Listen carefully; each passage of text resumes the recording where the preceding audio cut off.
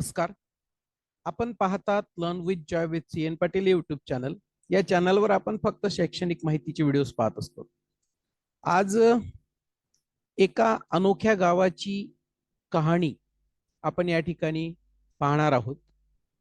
नेमकं हे गाव कोणत्या गोष्टीसाठी ओळखलं जातं, ते गाव कोणतं आणि ऐकावे ते नवलच, अशा प्रकारची एक सिरीज आपण आता व्हिडिओची सिरीज सुरू केलेली आहे. त्याच्यामध्ये आपल्या भारत आणि इतर देशांमधील जे काही अशा वेगवेगळ्या प्रकारच्या नवनवीन गोष्टी आपल्याला ऐकायला मिळतात, त्या बाबतीतले व्हिडिओ आपण पाहणार आहात. मित्रांनो, भारतात महाराष्ट्रामध्ये सोलापूर हा जिल्हा आणि सोलापूर जिल्ह्यामध्ये करमाळा तालुक्यातलं शेटपळ हे गाव नेमकं आहे तरी कुठे आणि का म्हणून या गावाची एक वेगळी ओळख निर्माण झालेली आहे, ते आपण आजच्या या व्हिडिओमधून पाहणार आहोत. तत्पूर्वी तुम्ही चॅनलला पहिल्यांदाच भेट दिली असेल आणि अद्याप चॅनल सबस्क्राईब केलं नसेल तर चॅनलला सबस्क्राईब करायला विसरू नका, म्हणजे जेव्हा मी अशा प्रकारच्या नवनवीन माहितीचे व्हिडिओ अपलोड करेल त्यावेळेस त्याच्या नोटिफिकेशन्स आपल्याला प्राप्त होतील.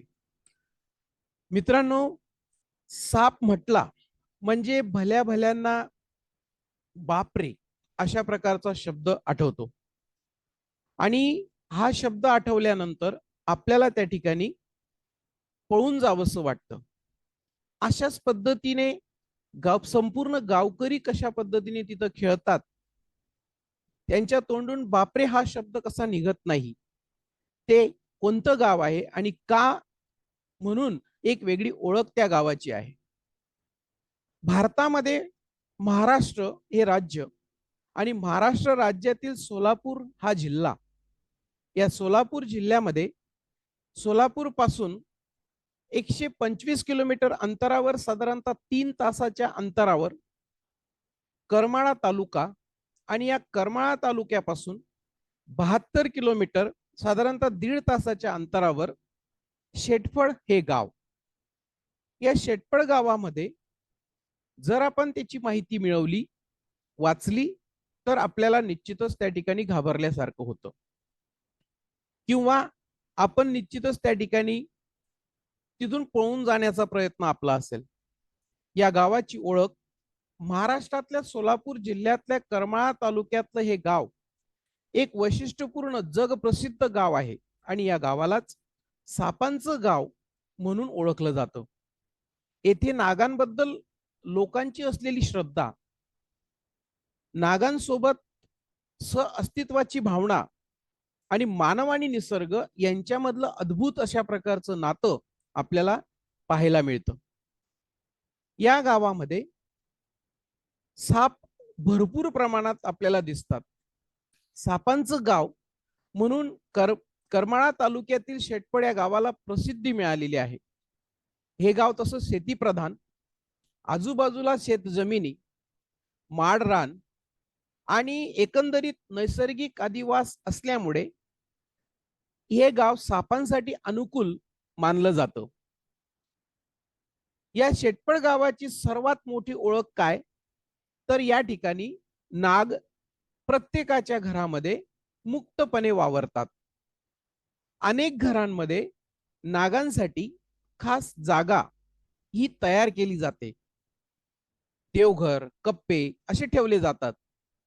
जेव्हा या गावांमध्ये कोणीही नवीन घर बांधकाम करतं, त्यावेळेस नागांसाठी बीड हे तयार केलं जातं.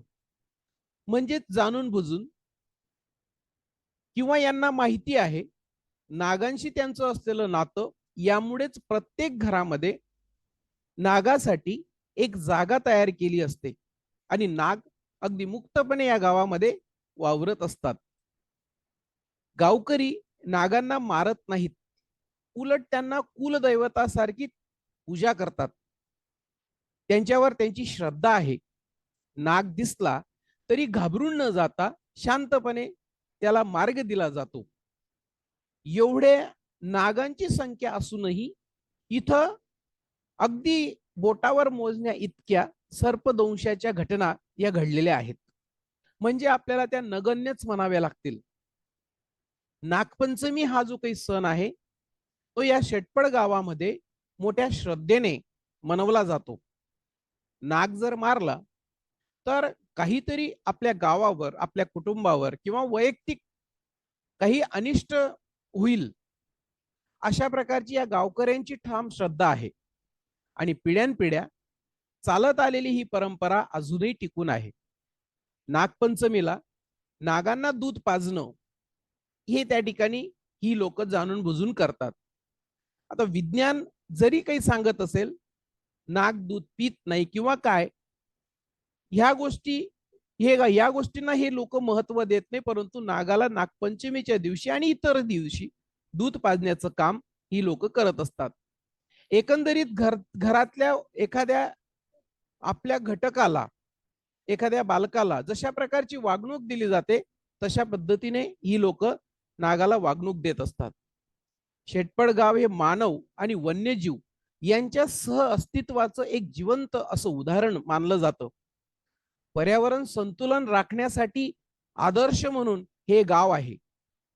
आणि खरं तर शेतकऱ्यांचा मित्र म्हणून नाग आपणही मानतो, आपल्यालाही माहिती आहे. उंदीर नियंत्रण करण्याचं काम हे नाग करत असतात आणि म्हणून उंदरांचं प्रमाण या गावात नाही सारखंच आहे. आणि म्हणूनच पर्यावरण संतुलन राखण्याचं काम ही नाग करत असतात. या गावातली लहान मुलं सुद्धा एक आपला मित्र म्हणून, घरातील एक सदस्य म्हणून या सापांशी त्यांची वागणूक असते. प्रत्येक घरामध्ये साप असल्यामुळे या मुलांना सुद्धा काही वेगळं वाटत नाही. आणि ही सगळी मुलं, लहान मुलं ही नागांसोबत खेळतात. त्यांचा जणू तो एक बालमित्रच आहे असं त्या सगळ्या मुलांना, लहान मुलांना वाटतं.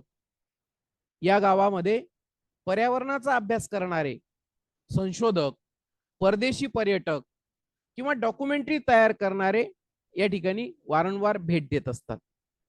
आणि म्हणून या गावाची एक वेगळी अशा प्रकारची ओळख संपूर्ण भारतातच नव्हे तर जगभरात आहे. म्हणून हे एक निसर्गरम्य वातावरणात पसरलेलं आणि विशेषतः नागांचं गाव असं समजलं जाणारं हे गाव एक आगळं वेगळं कुतूहल निर्माण करणारं अशा प्रकारे आहे. अशाच पद्धतीने आपण पुढच्या व्हिडिओमध्ये नवीन माहितीच्या बाबतीतला व्हिडिओ घेऊन येणार आहोत. तोपर्यंत थांबतो. थँक्यू.